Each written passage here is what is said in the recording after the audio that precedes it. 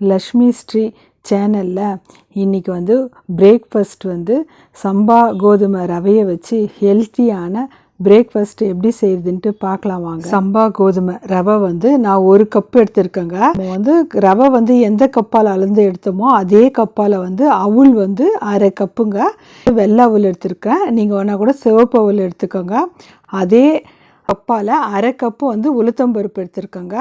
வாங்க எப்படி செய்கிறதுன்ட்டு பார்க்கலாம். பாத்திரம் எடுத்துக்கலாங்க. அதில் வந்து அந்த சம்பா கோதுமை ரவையை வந்து நம்ம போட்டுக்கலாம். போட்டுட்டு இதில் கொஞ்சமாக தண்ணி ஊற்றி ஊற வச்சிடலாங்க. இது கழுவு தேவையில்லை. இதில் நிறைய nutrition, fibre, vitamin B, iron, protein இருக்குதுங்க. இன்னொரு பாத்திரம் எடுத்து 1/2 கப்பு வந்து நான் உளுத்தம்பருப்பு எடுத்திருக்கேங்க.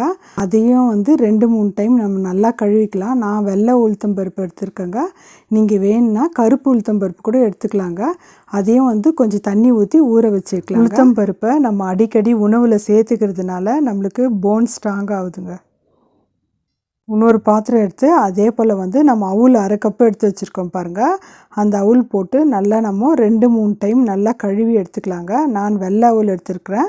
நீங்கள் வேணால் சிவப்பு அவுள் கூட எடுத்துக்கோங்க. இதையும் தண்ணி ஊற்றி ஊற வச்சிடலாங்க. இதெல்லாம் தட்டு போட்டு மூடி மினிமம் 2 ஹவர்னால் நம்ம ஊற வைக்கணுங்க. 2 ஹவர் ஆயிடுச்சுங்க. இப்போ வந்து இதெல்லாம் வந்து நல்லா ஊறி வந்திருக்குதுங்க.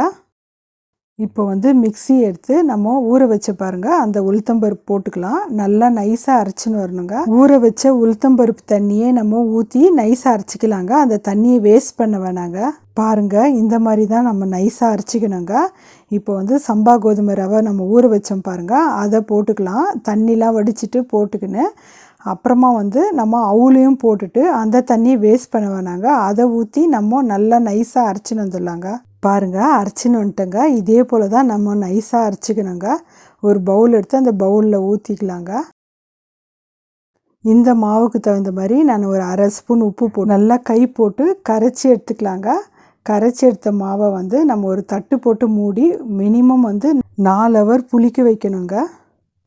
பாருங்கள், 4 ஹவர் வந்து எனக்கு ஓரளவுக்கு புளிச்சிருக்குதுங்க. ஓரளவுக்கு புளிச்சிருந்தாவே நல்லா இருக்குங்க. ரொம்ப புளிக்கணும்னு அவசியம் இல்லைங்க.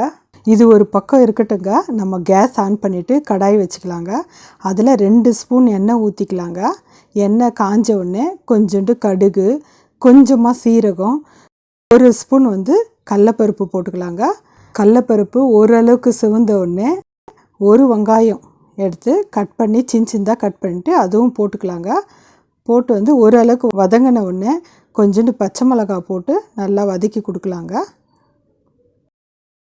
வதங்கினோடனே நம்ம கேஸ் ஆஃப் பண்ணிவிட்டு நம்ம மாவு வச்சுருக்கோம் பாருங்கள், அந்த மாவில் நம்ம இந்த வெங்காயம், பச்சை மிளகா, கடலப்பருப்புலாம் போட்டு தாளிச்சோம் பாருங்கள், அதெல்லாம் போட்டுடலாம்.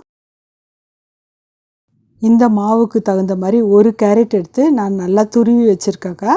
அதையும் போட்டுக்கலாங்க. அதே போல் வந்து கொத்தமல்லியை வந்து சின்ன சின்னதாக கட் பண்ணிவிட்டு நான் வச்சுருக்கேங்க. அதையும் போட்டுக்கலாம். கறிவேப்பிலை போட்டுக்கலாங்க. நம்ம சம்பா கோதுமை ரவையில் வந்து இந்த மாதிரி ஹெல்த்தியாக குழந்தைங்களுக்கு செஞ்சு கொடுத்தா டேஸ்ட்டாக சாப்பிடுங்க. கேரட்லாம் போட்டிருக்கிறதுனால டேஸ்ட் வந்து ரொம்ப நல்லாயிருக்கும். பசங்களும் வந்து விரும்பி சாப்பிடுவாங்க.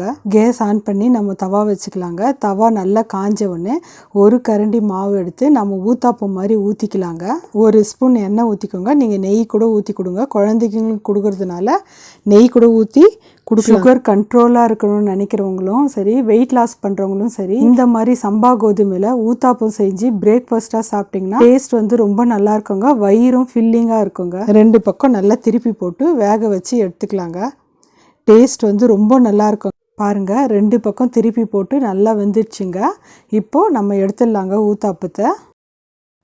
பாருங்கள், ரெடி ஆயிடுச்சுங்க. ஊத்தாப்பம் டேஸ்ட்டாக இருக்குங்க. இந்த மாதிரி வந்து ஊத்தாப்பம் செஞ்சு உங்கள் வீட்டில் இருக்கிறவங்களுக்கு கொடுங்க. நீங்களும் சாப்பிட்டு பார்த்துட்டு உங்கள் ஃபீட்பேக் எனக்கு சொல்லுங்கள். லைக் பண்ணுங்கள், ஷேர் பண்ணுங்கள், சப்ஸ்கிரைப் பண்ணுங்கள்.